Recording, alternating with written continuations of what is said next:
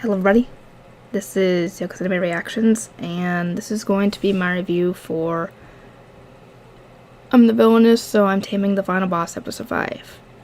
This video marks the end of the first game as mentioned in the anime and the light novel, and we are going on to the sequel. Now, Eileen is now going to be attending a school in another part of the kingdom or something, and for some reason this guy is disguising herself as a boy. This would warrant some explaining, and thankfully I get an explanation, because apparently there's an issue in that area, and some person or group of people are sending messages to Claude telling him that if he doesn't deliver them Eileen's head, essentially, then something very bad is going to end up happening. Obviously he is not happy about this, and since the duchy of that area is ill, he goes in to take their place and investigate what is going on. And it's by apparently the person who's doing this is claiming to be the Demon Lord. I don't know if they actually are or what, but Eileen wants to go with him, obviously, since she is going to be his wife at some point. But thing is, apparently in that part of the region, kingdom, country, whatever, I don't know. Anyway, apparently in that country or whatever, women are treated essentially as second-class citizens. And yeah, it's not a good, especially considering how the enemy is after her. He thinks it's not a good idea for her to go, and rightfully so, to be honest. However, this apparently area is where the sequel to the first game happens, and the main character is not Lilia like I thought it was. I thought maybe Lilia was the main character in this next one, and it was just a continuation of what happened last time. No, it's a new main character, new bad guy, and all new complications. And like I said, this only reason she even has to avoid any kind of doom on her end is because she's being threatened. If it wasn't her being threatened, she wouldn't have to worry about it, because according to the first game, she would have died already by this point, so there would have been no need for her to be in the second game. So Eileen reluctantly says she's not going, told him she's not going, but as I guess a punishment or form of self-restraint or something like that. I don't know what the heck is going on, but she tells Claude that if he tries to message her through magic or come to see her during all this, she will go to her father and essentially talk about annulling the engagement, essentially trying to keep him away, because she is going to be going there anyway without his knowing, as a boy. And that's why she is dressed as a boy. No, she kind of doesn't really try to pull off a boy voice, I think. Could be wrong. But anyway, it's her and Isaac, the tsundere type of guy. He kind of reminds me of Sam a little bit from the Seduce Me the Otome game. A little bit. Anyway, she heads there, disguised as, dang it, Allie, I think. And, yeah, he cannot find out.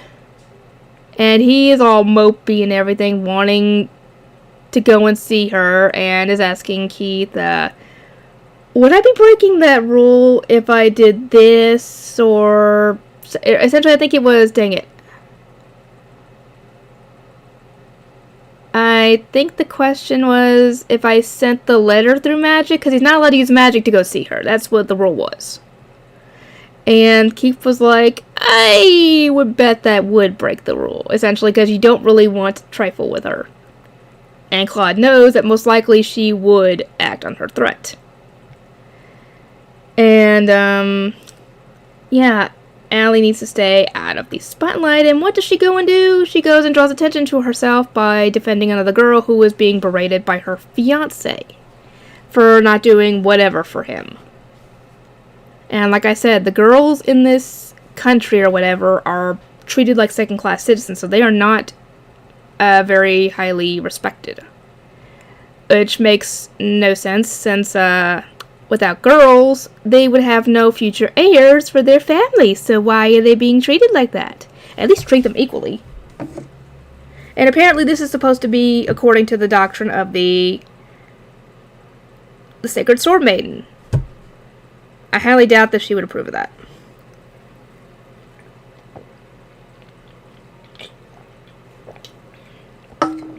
Anyway, she gets there and ends up meeting up with the student council, and come to find out that they are actually the love interests for the main character for the sequel. And she ends up running into the sequel main character later, and apparently she adores the Sword Maiden, but she hates Eileen anyway. She hates Eileen because she took the sword from her from episode 4. And is essentially really wanting her to give it back.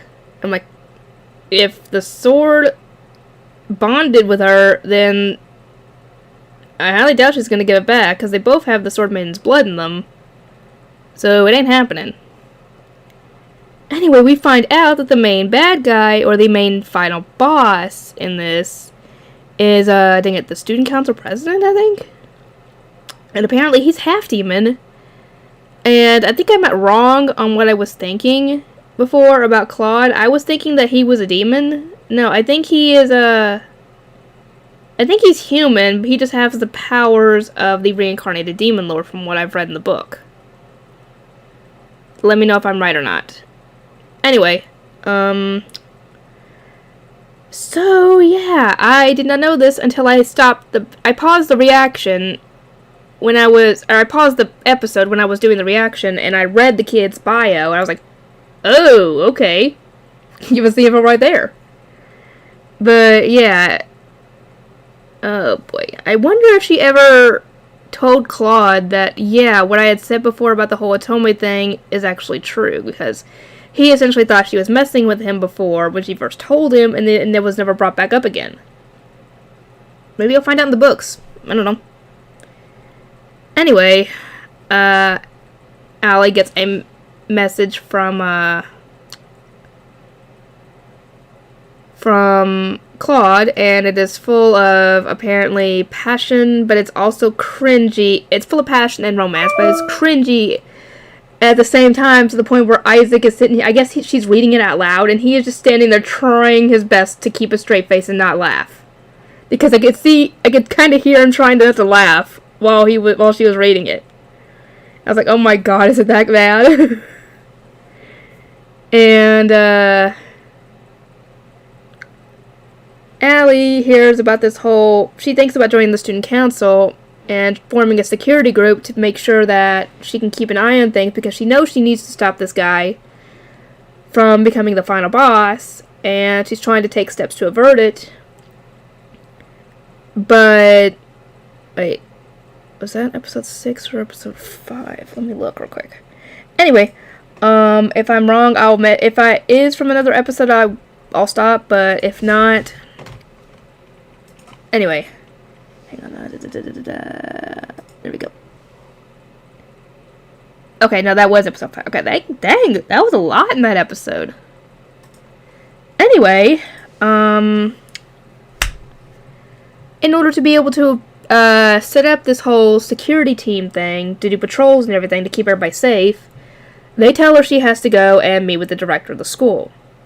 Normally that wouldn't be a big deal. Or, they tell him, I should say, because they don't know she's a girl. However, the director of the school is the duchy, or rather the acting duchy, which is Claude. I was like, oh no, how is she gonna get out of this one? Because as he sees her, he is going to recognize her right away. And she decides to deal with that by wearing a duck costume and going to get the signature that way. Thankfully, he does not really suspect anything because Almond, the raven from before, or a crow or whatever, I can't even if it was a crow or a raven, delivers a message from Eileen. And, he's excited to read it because he thinks it's going to be filled with the same passion and romance that he put in his, but no. She just essentially said, all is well over here, just a simple message, essentially. And that gets him down.